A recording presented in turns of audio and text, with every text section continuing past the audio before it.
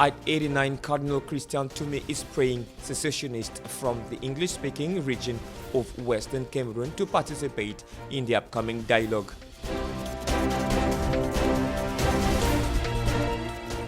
British travel giant Thomas Cook declared bankruptcy on Monday after failing to secure rescue funding, disrupting flight and services for millions of tourists in destinations including Tunisia and Egypt. Barcelona bounced back from Saturday's shock defeat by Granada with 2-1 home win over Villarreal to move up to 4th in La Liga, but their night was marred by Lionel Messi going off injured. That's all for our top stories today. Stay tuned for more details in this newscast. At 89, Cardinal Christian Toomey may be leading one of his last battles, tireless supporter of a great national dialogue to put an end to the murderous separatist crisis in his native English-speaking region of Western Cameroon. He saw his wish fulfilled. President Paul Biya has resolved to do so.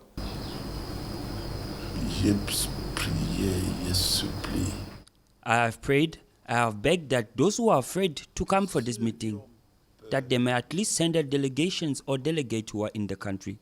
Hamba boys are here and dangerous in the country.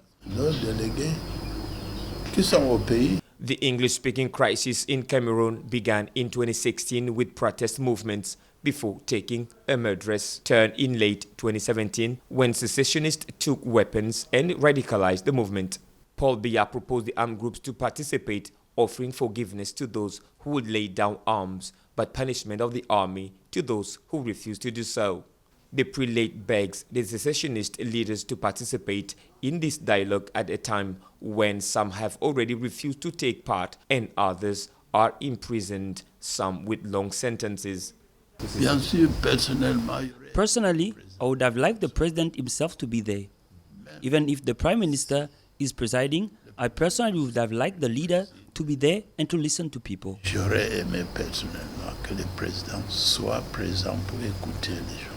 Since the end of 2016, more than 80% of schools had to close. According to UNICEF, it would be like sacrificing their future if we continue in this path, said Cardinal Toomey.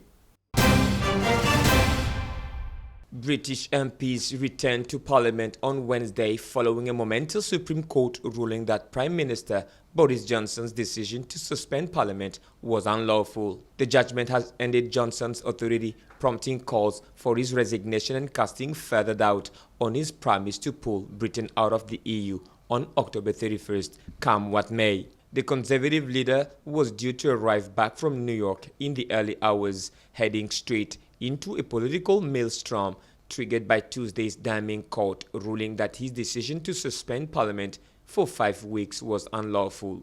Johnson arrives back in Britain early Wednesday after attending a UN General Assembly in New York, where he also held a meeting with US President Donald Trump. The Speaker of the House of Commons, John Bercow, immediately announced that MPs would reconvene at 10:30 GMT on Wednesday, while the Upper House of Lords said it would return later the same day. Bercow said there would be no Prime Minister's questions, a weekly session held on Wednesdays, but there would be full scope for urgent questions, for ministerial statements, and for applications for emergency debate. The ruling throws his Brexit plans into disarray, coming after a series of defeats in Parliament that have curbed his plans for Brexit if there is no divorce deal with Brussels. Johnson told British media he strongly disagreed with the decision but said he would respect it. The Prime Minister is unlikely to also renew his call for an early election to end the standoff with Parliament, having said in New York on Tuesday that it was the obvious thing to do. Labour has said it will agree to a vote once no-deal Brexit has been ruled out, with a spokesman at its party conference saying on Tuesday that they will be taking action tomorrow regarding an election. The 11 Supreme Court judges ruled on Tuesday that the parliamentary suspension, which came into effect this month, was void and of no effect because the prorogation was unlawful. House Speaker Nancy Pelosi on Tuesday announced a formal impeachment inquiry into President Donald Trump. The Democrats launched in Washington the first stage of a formal indictment of the president, suspected of having asked the president of Ukraine to investigate his political rival, Joe Biden. A rare and explosive procedure, which, however, has little chance of leading to an impeachment of Donald Trump. Today, I'm announcing the House of Representatives moving forward with an official impeachment inquiry. I'm directing our 6 committees to proceed with their investigations under that umbrella of impeachment inquiry. The president must be held accountable. No one is above the law. Despite the numerous cases that shook the early years of Mr. Trump's presidency, this political thunderclap represents the most frontal attack on the Republican billionaire. Ironically, Donald Trump was at home at the Trump Tower, the scrapyard he chose to announce his candidacy for the White House in 2015. Agatha witch hunt, the president immediately denounced, receiving news in New York where he had gone for the UN General Assembly. So far, as many as 165 House Democrats have publicly stated their support for an impeachment inquiry into Trump. Republican Minority Leader in the House of Representatives Kevin McCarthy came out and said that Democratic House President Nancy Pelosi can't unilaterally decide what happens in the Congress, following the announcement of the Congress to open investigation into the impeachment. Our job is to legislate, not to continue to investigate something in the back when you cannot find any reason to impeach this president. This election is over. I realize 2016 did not turn out the way Speaker Pelosi wanted it to happen, but she cannot change the laws of this Congress. She cannot unilaterally decide we're in an impeachment inquiry. What she said today made no difference of what's been going on. The GOP's staunch support of Trump reflects a key challenge for Democrats as they proceed with impeachment proceedings in the House. Most Republicans are unlikely to turn against him, giving his widespread popularity among GOP voters. Trump held a 91% approval rating among them in the first half of September, according to the recent Gallup poll.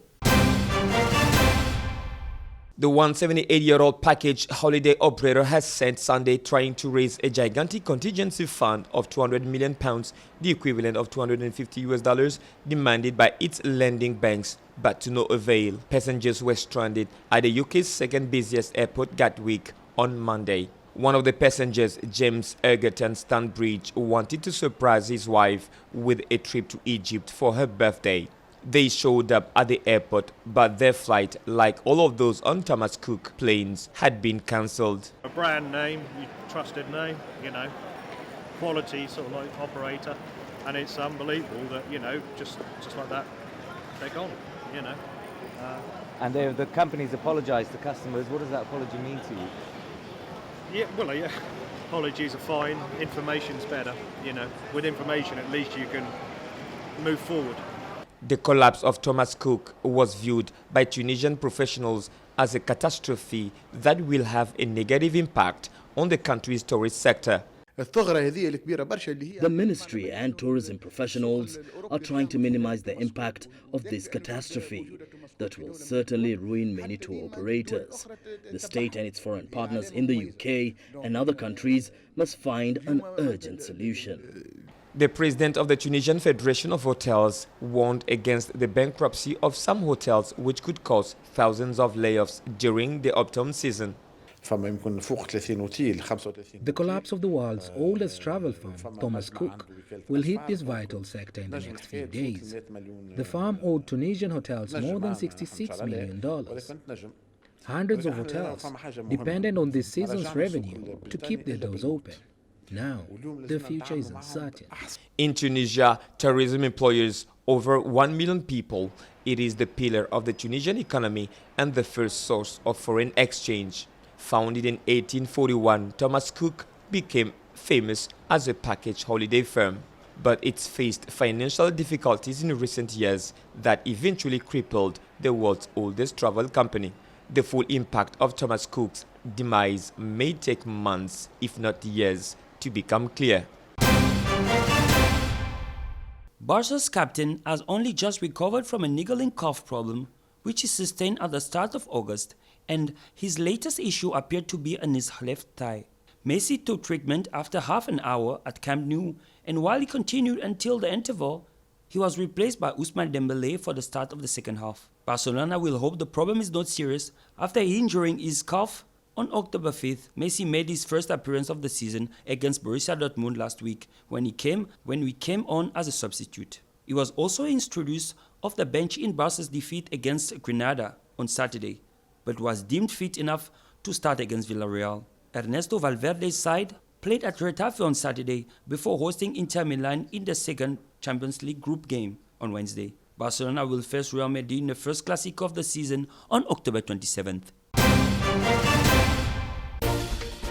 At 89, Cardinal Christian Toumé is praying secessionists from the English-speaking region of Western Cameroon to participate in the upcoming dialogue.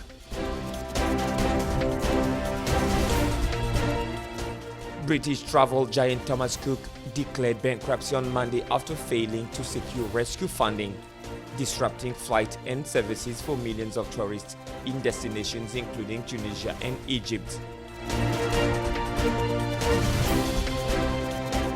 Barcelona bounced back from Saturday's shock defeat by Granada with 2-1 home win over Villarreal to move up to 4th in La Liga, but their night was marred by Lionel Messi going off injured.